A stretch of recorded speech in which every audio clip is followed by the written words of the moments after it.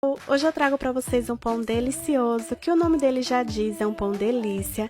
Ele é muito fácil de fazer e só lembrando para vocês que existem outras formas também de fazer esse pão delícia, porém a que eu vou compartilhar aqui com vocês foi a forma que eu mais me identifiquei, que eu consegui fazer sem ter erro e eu quero compartilhar também com vocês, tá bom?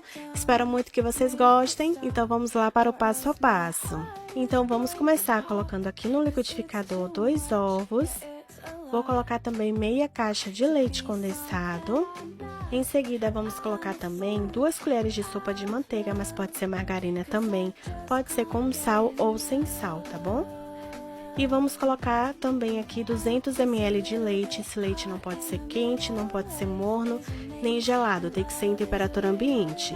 E o sal você coloca a gosto, tá? Em seguida, vamos fechar aqui com a tampa e vamos bater no liquidificador por aproximadamente uns 2 minutos.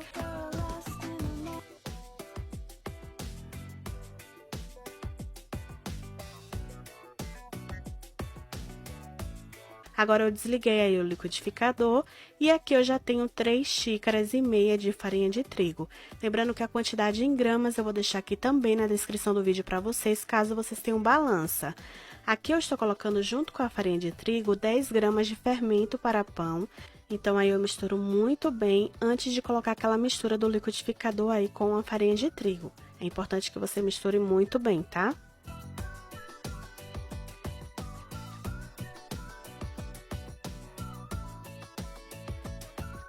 Então, aí depois que eu misturei muito bem a farinha de trigo com o fermento para pão, eu venho agora com a mistura que eu bati no liquidificador e vou colocar aí. E com o auxílio da colher, eu prefiro com a colher, mas se você quiser com uma espátula pode ser também, você vai misturar tudo muito bem.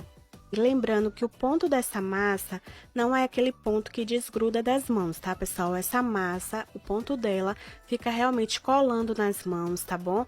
Então, assim, não tente colocar mais farinha de trigo, porque senão não vai ficar legal o seu pão, tá bom?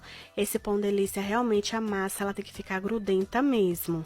Então, depois que você misturar tudo muito bem, dessa forma, você vai fazendo esses movimentos com a colher mesmo, subindo, descendo, sempre movimentando a massa por mais uns 5 minutos. Isso é muito importante, tá? Então, vai sempre levando a massa pra cima, pra baixo, da mesma forma que eu estou fazendo aí no vídeo. Aí, depois de 5 minutos, 5 a 6 minutos você fazendo esse processo, você já pode cobrir e levar sua massa para descansar. Aqui por cima eu vou colocar um plástico filme, porque eu acho que fica bem melhor, porque mesmo que a massa cresça bastante, pessoal, ela não vai grudar no plástico. E se você cobrir com um pano, vai grudar no seu pano, tá bom? No seu pano de prata ou um pano que você for usar. Depois que você cobrir muito bem, você pode levar para descansar de 40 minutos a 1 hora, depende muito da temperatura da sua região.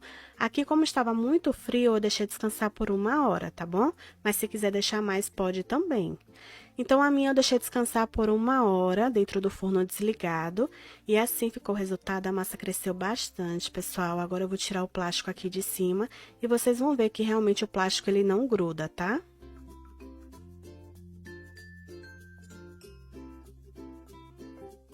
E agora vamos começar a fazer as bolinhas do pão e primeiro vamos untar muito bem as nossas mãos. Você pode untar com margarina, manteiga ou até mesmo óleo, tá? O importante é untar muito bem porque, como eu falei pra vocês, o ponto dessa massa ela é bem grudenta e tem que ser, tá bom, pessoal? Agora você vai pegar uma quantidade aí que você preferir, vai depender muito do tamanho dos pães que vocês querem fazer.